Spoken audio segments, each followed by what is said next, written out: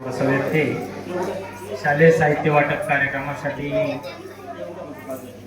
आवर्जून उपस्थित राहिलेल्या आपल्या विभागाच्या जिल्हा परिषद सदस्य आदरणीय कल्पनाताई काळे मॅडम, या विभागाचे पंचायत समिती सदस्य, आमचे मार्गदर्शक आणि ताई, मला घडवण्यामध्ये सगळ्यात मोठा वाटा किंवा मी जो कोणी आहे त्यांच्याकडे पाहून मी घडलो ते आदरणीय संभाजी शेठ चव्हाण या गावातील या उपक्रमावर आणि माझ्यावर विशेष प्रेम करणारे सर्वच ग्रामस्थ, नाव घेऊन वेळ घेत नाही, विद्यार्थी मित्र, शालेय व्यवस्थापन समितीचे विद्यमान अध्यक्ष, माजी अध्यक्ष, सर्व शिक्षक आणि बंधू भगिनी. खरं तर ताई, आम्ही नारायणगावला राहायला आहोत.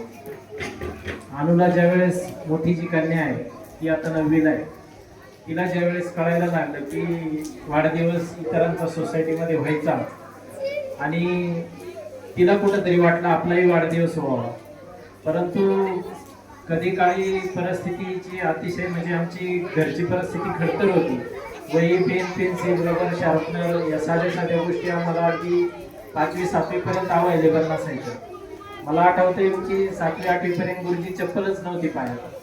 म्हणजे गेल्या वर्षीचं शर्ट आणि गेल्या वर्षीचे पॅन्टला ठिगळ लावायचं कुठंतरी, अशा ठिगळ लावलेल्या पॅन्ट आम्ही 9वी 10वी पर्यंत म्हणजे माझ्या सगळ्याच मित्रांनी त्यावेळेस वापरले. माझंचही असं काही नाही, त्यावेळेस परिस्थितीच तशी होती. आणि मग इकडं तिकडं मुलांना खर्च करण्यापेक्षा आता तुम्हाला कोणीतरी द्यायला उभा आहे. आमच्या काळात असं कोणी घेऊन येत नव्हतं. खापराची पाटी असायची, एवढं एवढं पेन्सिल असायचं, ते पेन्सिल बोटात पण धरता येत नसायचं ताई, तरी ते वापरायचं. खापराची पाटी जर ती तुटली तर त्याच्या तुकड्यावर ते लिहायचं. ते परत परत या वह्या वगैरे, पेन, पेन्सिल हे तर पिंटू भाई आपल्या काळात नव्हतं. पण आणि अतिशय आता चंद्रताईंनी सांगितलं की साधी शाळा होती या ठिकाणी. आणि मग कुठंतरी आपल्याला आपल्या ताटात संभाजी शेठचं नेहमी वाटते की सांडण्यापेक्षा वाटा. तुमचं ताट ईश्वराने आता भरभरून दिलंय तुम्हाला, तर ते कुठेतरी इतरत्र जाण्यापेक्षा वाटा. आणि मग वाटायचं कुठं, तर सत्पत्रे दान. आणि दानाची व्याख्या पण त्यांनीच मला अशी सांगितली की या हाताचं त्या हाताला न कळावं. म्हणजे ही विद्यार्थी न मला ओळखत ना ते कोणाचे, मी त्यांना ओळखत. पुढे जाऊन आता मला नासिरबाईंचा मुलगा काल मोहरमच्या निमित्तानं मी परीक्षेतला बोललो, आले 7वी 8वीला गेलाय, म्हटलं आम्हाला मोहरमचं ते हे करायचंय, दूध वगैरे घ्यायचंय, त्याच्यासाठी आम्ही निधी गोळा करतो. म्हटलं तुम्ही सगळ्यांकडे गेले का? म्हटले हो, आम्ही सगळ्यांकडे गेलो. मला ओळखता का तुम्ही? म्हटले मग. म्हटलं कस काय, कशाबद्दल ओळखता? म्हणजे वडिलांचा मित्र म्हणून का अन्य काय? पहिली ते 4थी तुम्ही आम्हाला वया दिलेल्या आहेत, तुम्ही आमच्या शाळेत येतात. म्हणजे ही जी मुलं आहेत, लहान लहान मुलं, ही तुम्हाला इथून पुढच्या काळामध्ये जर शाळेसाठी काय केलं, त्यांच्या लहान वयामध्ये काय केलं तर ते ध्यानात ठेवणार आहे. तर असा कुठेतरी एक संकल्प केला आणि 2013ला ताई हा उपक्रम चालू केला. सुरुवातीच्या काळामध्ये 2-3 वर्ष सगळ्या विद्यार्थ्यांना दिला. नंतर काही ग्रामस्थ असं म्हटले की सगळ्यांनाच गरज नाही शेठ, कशाला खर्च करता, आपण गरजू विद्यार्थ्यांना देऊ. मधल्या काळामध्ये गरजू विद्यार्थ्यांना दिला. पण इथं इरफान भाई आलेले. इरफान भाईच्या मुलांनी घरी गेल्यावर मी गेल्या वर्षी ही स्टोरी सांगितली कि आपको हमें क्यों नहीं दिया वो बुक जो वो सेट ने दिया था? तो आपको बोले नहीं, वो जो गरीब रहते हैं ना उनके लिए. तो ते निरागस बालकांनी प्रश्न केला, तो हम गरीब क्यों नहीं? अरे म्हटलं हे चुकतंय आपलं कुठंतरी. याला दिलं की त्याला वाटणार अरे आपल्याला का नाही दिलं.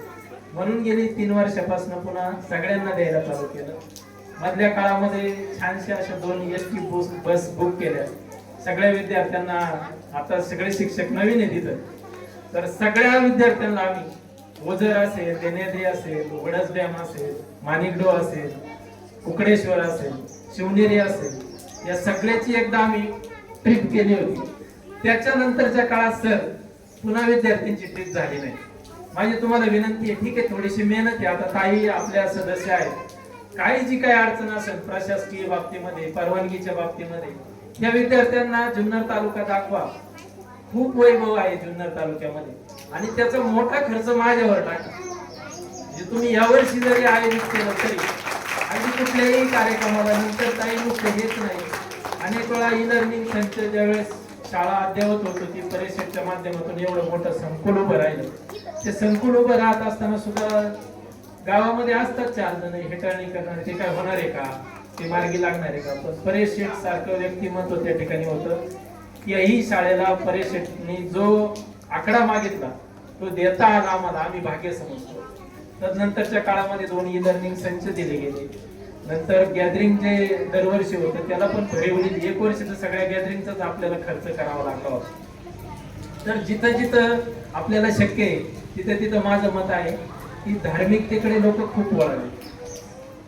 मळ्यामळ्यांनी मंदिर आहे, मी नेहमी त्या विषयावर बोलतो. ठीक आहे, आपला त्याला विरोध नाही, परंतु प्रायोरिटी माझं म्हणणं असं आहे की गाथा समजायचं असेल तर माथा उजळा असायला लागतो.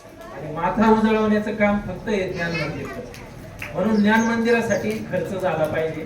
शाळा प्रथम प्रायोरिटी, शिक्षण प्रथम प्रायोरिटी.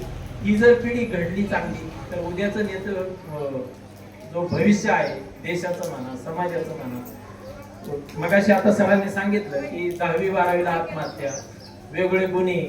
जर लहान वयामध्ये त्यांना सर्व काही मिळालं, चांगलं शिक्षण मिळालं, चांगला आचार, चांगला विचार, चांगली संस्कृती मिळाली तर निश्चितच आपण पुढे गेल्याशिवाय राहणार नाही. मी अधिकचं काही न बोलता समस्त ग्रामस्थ निमगाव सावा, त्याचप्रमाणे शालेय व्यवस्थापन समिती, सगळे शिक्षक वृंद, कारण देणाऱ्याने ताई किती ठरवलं आणि घेणाऱ्याने जर घेतलं नाही तर देणाऱ्याला काही किंमत नाही. तुम्ही देण्यासाठी पिंटूबाई व्यासपीठ उभं करताय, उपलब्ध करून देताय. तुमच्या पायावर डोकं शतशः धन्यवाद. खूप खूप आभार. आम्हाला इथं बोलवलं, ही संधी दिली आणि इथून पुढच्याही काळामध्ये चंदाताई तुम्ही प्रत्येक कार्यक्रमाला हजर आहे. अगदी 2013 पासून न चुकता येणारे जर व्यक्तिमत्व इथं कोणी असेल तर ताईंचा आवर्जून उल्लेख करावा लागेल. तुम्ही इथेच आहात, आम्ही इथेच आहोत. जीवात जीव असेपर्यंत हा उपक्रम 100% चालू राहील अशी खात्री देतो आणि थांबतो. धन्यवाद.